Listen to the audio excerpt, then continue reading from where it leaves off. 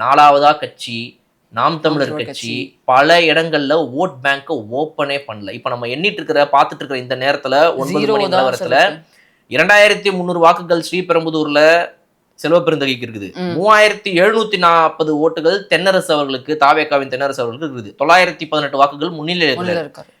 பழனி அவர்கள் அதிமுகவை சேர்ந்தவர் ஸ்ரீபெரும்புதூர் தொகுதியில 2825 ஓட்டுகள் வாங்கியிருக்கிறாரு.